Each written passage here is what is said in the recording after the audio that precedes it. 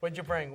Show us what else. Is a 1943 New York Yankee program. So if you went to the stadium, this is what you would. Wow, look at this. That's what you would buy at the stadium back in 1943. If you're looking to invest in these programs, you want to make sure that they're not scored. This increases the value when it's not scored. Usually you find these scored and penciled in. When it's unscored, that's actually worth more. So anything like untainted is Untainted worth more. is worth, yeah. Even how about baseball cards that are actually autographed? Is it better that they're not autographed or they're autographed? I prefer the cards that are not autographed, but you know, you have a variety of collectors that just collect autographs alone. All right. So you know, they don't mind collecting the autograph cards. But yeah, the general public would rather have the cards not autographed. That way it doesn't damage, you know, it doesn't damage the actual card. Here we have some 1955 Topps. These are the first large cards of Topps. Okay. Horizontal images. That.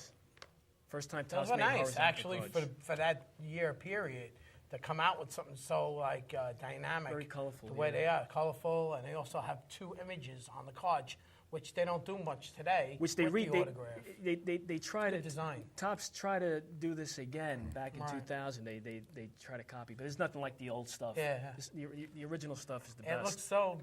They look like brand new. Those cards. Beautiful. Yeah. Very attractive. That's mint condition, right? I would say excellent to mint.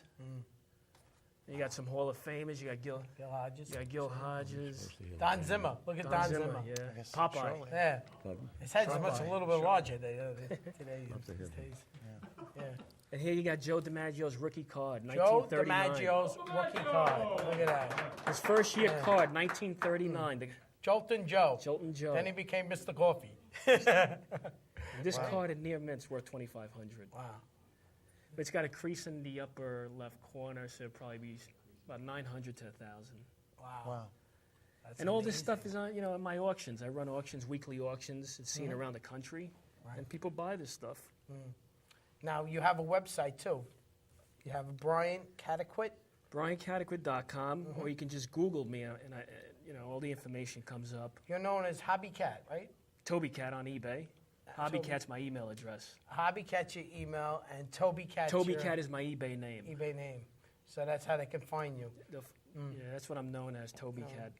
And the Cat Man with my commercials. Catman do. That Phil does a wonderful job. Excellent job. Well, you got a little excitement, you know. People want to hear. They won't hear somebody whispering on TV. But if you say, "Hey, sports fans," you know, that grabs your attention, you know. And that's You do what a great job, yeah. TV commercials were about back in the day, you know. They want to get you want to get eyeballs looking. Hey, you know, paying attention. What's going on, you know? And I enjoy making the commercials. Yeah, it's made good. a couple or two of them. Tremendous job.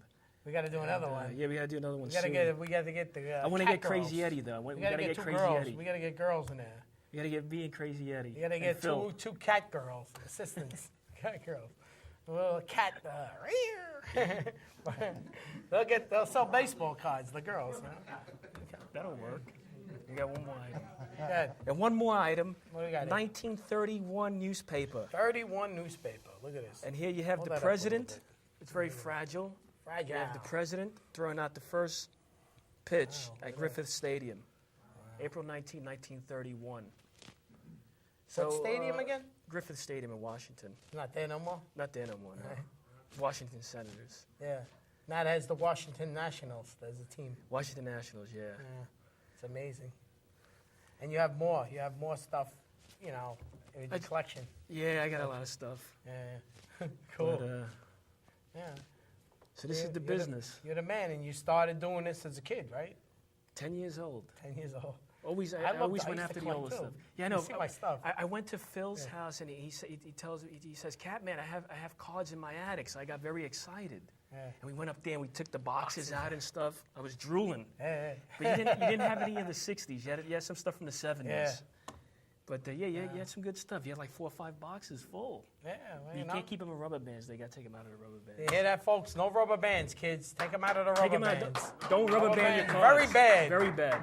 So, Brian, I want to thank you for coming on the show and bringing all these great memorabilia, baseball memorabilia, and It's always a pleasure. Thanks for having me. It's always a pleasure.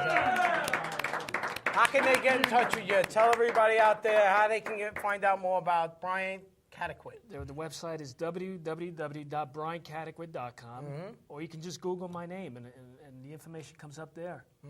Or you can see me on the Yes Network during Mike and the Mad Dog. Or they can check you out right here on NYRocks, man. NYRocks. And I also want to thank Brian the Catman Cartwright